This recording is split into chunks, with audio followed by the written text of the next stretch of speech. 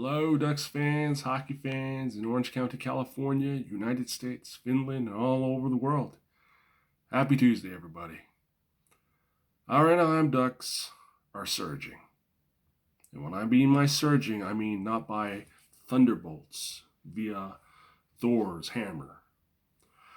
I mean our team is improving and on the rise, trending, as you say. How can you tell? For me personally, I always like to compare and see the differences between what our Ducks have done in the past previous season and what they've done this season by looking at the first 15 to 16 games our Ducks have completed for this season and the season prior in 2020, 2021. Now, why am I bringing this up is because all of us can't stop smiling. I can't stop smiling, and I'm thrilled and happy to see our team on a 7-game winning streak, second place in the Pacific Division, and overcoming the odds. And not to mention being in a place that makes us smile from ear to ear. Our veterans are stepping up. The youth within the rank and file of our Ducks are contributing, from Isaac Lundstrom to Sam Steele to the Z-Man, Trevor Zegras. What I'm about to give you is looking at the team when they completed the first 16 games of their season. In 2020-2021, our Ducks were 6-7-3 after 16 games in the short 2020-2021 season. Compared to now, our Ducks are 9-4-3 with 21 points. The Ducks are 6 points increase in the total standings points that they have. Slight improvement, but a thumbs up by me. It goes to show you that the team is on the right track.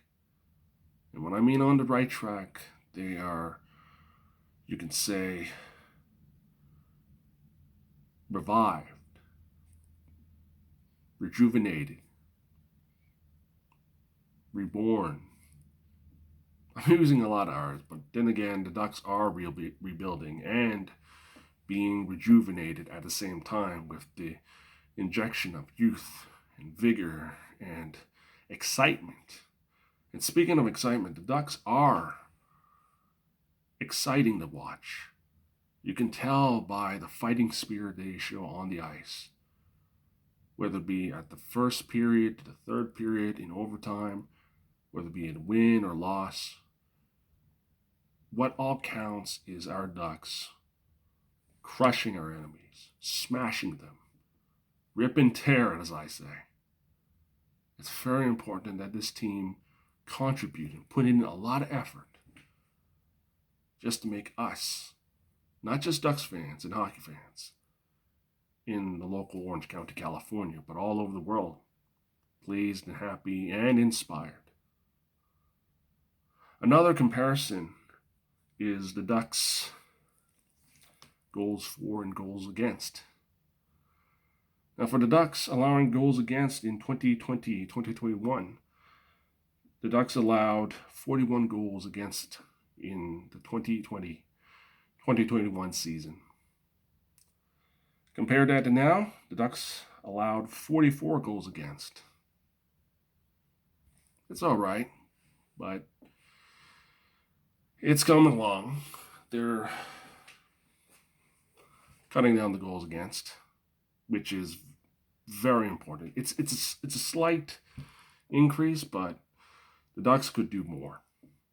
As for the goals for, now that is something I need to talk to you guys about.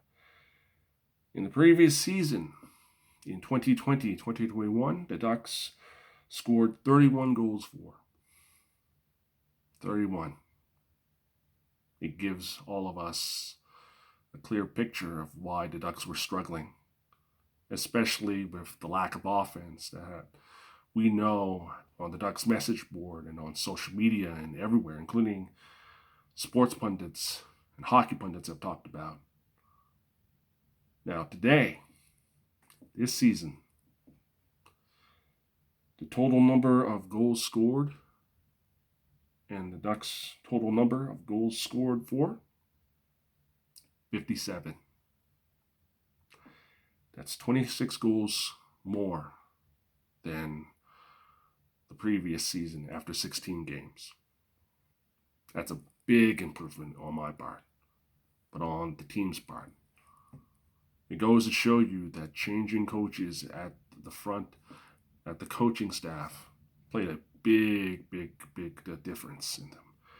And with resolving certain issues, which I'm not going to get into. Now, with 57 goals for, it gives us a sense of hope, but a sense of excitement. A sense of knowing that our team has that fighting spirit. They have that eagerness. They want to go and win games, but also provide a sense of inspiration, honor, and a sense of unity.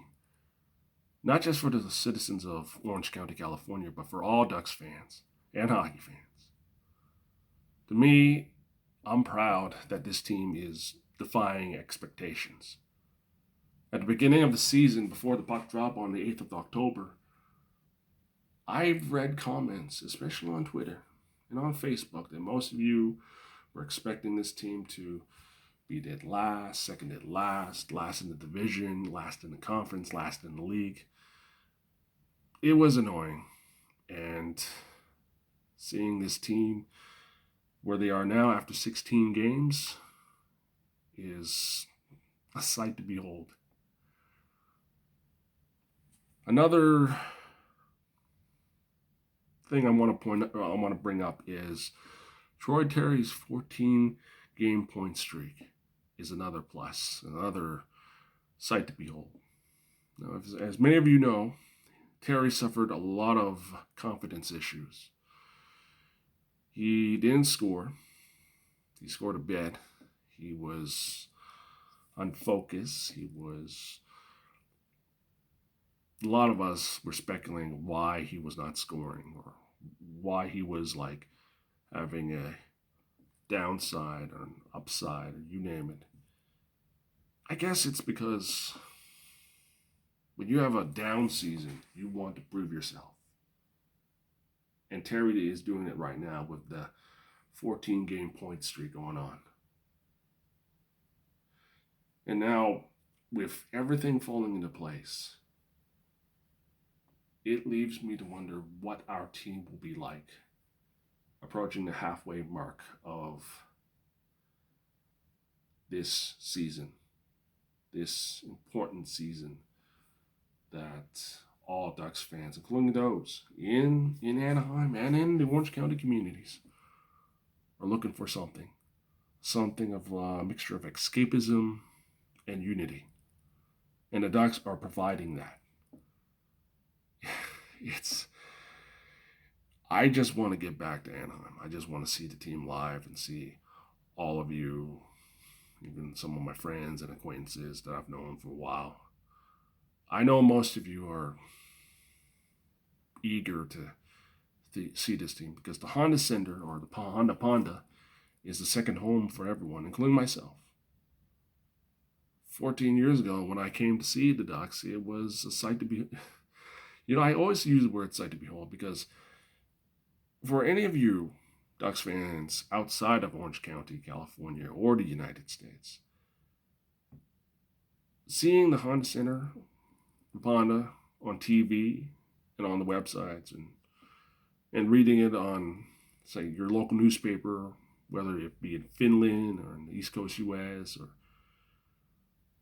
Europe or wherever you live,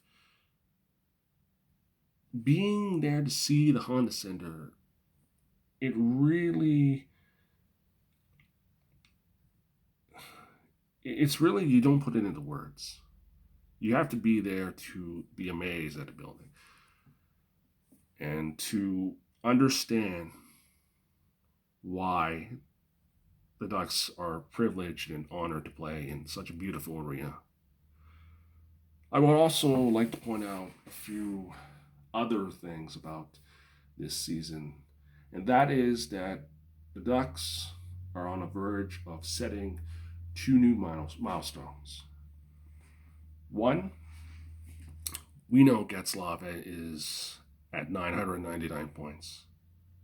He is 1 point away from hitting the 1,000 point mark and becoming the first Mighty Ducks Anaheim Ducks to reach 1,000 points. And two, our Anaheim Ducks have 999 wins all time. And if they could do what they can to challenge Washington tonight, getting 1,000 wins would be a sight to behold. And plus, it will be another reason, another positive for us to see this team. This team being revitalized, and the restoration and the rebuilding and the rejuvenation mode that our team has been going through. It's all good. It's all great. It's a sight to behold. I keep on using it, but I can't help myself. Okay? But you guys should understand. The new energy in this team is the reason why we're seeing new milestones being set. And it's important to understand that. And it's important to know where this team is going. We know they're going to be at the bottom of the league. That's for sure. I have a feeling this team will be going to try to make the playoffs. And whether or not they can do it remains to be seen. There's a lot of new blood and youth in this team. And a lot of hope going forward with the new leadership under interim Ducks general manager Jeff Solomon. Solomon has a good track record. And as much as he is humbled to be named the interim Ducks GM, we know that it is not what he wanted to go through this quick promotion or appointment because of certain events that happened over the past few days. One thing is certain is that when you have a steady hand, when you have a leader in the front office that could get management going, ensure the communication process going, bring in new voices and new ideas, and inject them into an infrastructure that has been going strong and been on the decline for the past few years. And they need that jump start, that spark to get the management going in a new vision, new forward, new path for the Ducks to complete their rebuilding mode. Is Jeff Solomon the guy? When he became the Ducks' second interim general manager, I'll be honest with you. I see him as a caretaker GM, just like Al Coates. He's going to be there for a short while till the Ducks ownership find a suitable, permanent 8th general manager to assume the full duties as the Ducks GM going forward. What we hope for, and what I hope for, is that come the halfway mark of the Ducks' 28th season, this team could go on a surge in the second half. We know that the first half has always been the slow starter or the slow motion for our team, because our Ducks have been slow starters for so long. So the second half will define how our Ducks will finish. As many of you who have doubted this team at the beginning, and which I disagree with most of you on message board and on Facebook and on everywhere, keep in mind this: we're all Ducks fans. Whether it be in Orange County, California, or here in Canada, where I'm from. But one thing we all should understand: we agree to disagree. So what if a certain Ducks fan from, say, Anaheim disagrees with Ryan Getzlaf? Or someone that views that bringing in former players is going to hurt the team? Or feels a certain player would be a big boost to, say, Trevor Zegras? Let's put aside our differences and enjoy the season. And whether if you were one of those who attended those games, and I'm talking about the local Ducks fans who attended those games, but within the 11,000 to 12,000 fans who attended the games at the Honda Center, keep going, and always try to know that you have a Ducks fan out there who, even though they're going through much of the same tough moments as you, because that's part of what it is to be a community.